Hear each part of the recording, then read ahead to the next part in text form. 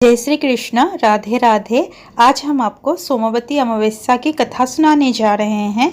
एक गरीब ब्राह्मण परिवार था। उस परिवार में पति पत्नी एवं उसकी एक पुत्री भी थी। उनकी पुत्री समय के गुजरने के साथ साथ धीरे धीरे बड़ी होने लगी। उस पुत्री में बढ़ती उम्र के साथ सभी स्त्रियोचित सगुणों का विकास हो रहा था। वो कन्या सुंदर, संस्कारवान एवं गुणवान थी, परंतु गरीब होने के कारण उसका विवाह नहीं हो पा रहा था। एक दिन उस ब्राह्मण के घर एक साधु महाराज पधारे। साधु उस कन्या के सेवा भाव से अत्यधिक प्रसन्न हुए।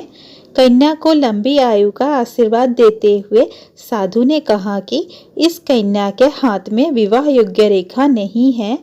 तब ब्राह्मण दंपति ने साधु से इसका उपाय पूछा। कन्या ऐसा क्या करे कि उसके हाथ में विवाह योग बन जाए। साधु महाराज ने कुछ देर विचार करने के पश्चात अपनी अंतर्दृष्टि में ध्यान करके बताया कि कुछ ही दूरी पर एक गांव में सोना नाम की एक धोबिन महिला अपने बेटे और बहू के साथ रहती है, जो बहुत ही आचार विचार एवं संस्कार संपन्न तथा पतिपरायण है। यदि यह सुकन्या उस धोबिन की सेवा करे और वह महिला इसकी शादी में अपने मांग का सिंदूर लगा दे तथा उसके बाद इस कन्या का विवाह हो जाए तो इस कन्या का वैधव्य योग मिट सकता है। साधु ने यह भी बताया कि वह महिला कहीं बाहर आती जाती नहीं है। यह बात सुनकर ब्राह्मणी ने अपनी बेटी से धोबिन की सेवा करने का प्रस्ताव रखा। अगले दिन से ही कन्या प्रातःकाल ही उठकर सोना धोबिन के घर जाकर साफ सफाई एवं अन्य सारे कार्य करके अपने घर वापस आने लगी। एक दिन सोना धोबिन अपनी बहू से पूछती है कि तुम तो सुबह ही उठकर सारे काम कर लेती हो और पता भी नहीं चलता। बहू ने कहा, माँ जी, मैंने तो सोचा कि आप ही सुबह उठकर सारे काम खुद ही खत्म कर लेती है। मैं तो देर से उठती हूँ।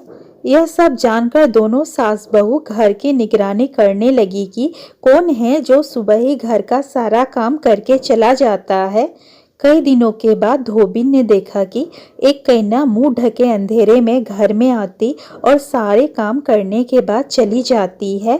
जब वो जाने लगी तो सोना धोबिन उसके पैरों पर गिर पड़ी। पूछने लगी कि आप कौन हैं और इस तरह छुपकर मेरे घर की चाकरी क्यों करती है। तब कन्या ने साधु द्वारा कही गई सारी बात बताई। सोना धोबिन पतिपरायण थी, अत उसमें तेज था। वह तैयार हो गई। सोना धोबिन के पति थोड़ा अस्वस्थ थे। उसने अपनी बहू से अपने लौट आने तक घर पर ही रहने को कहा।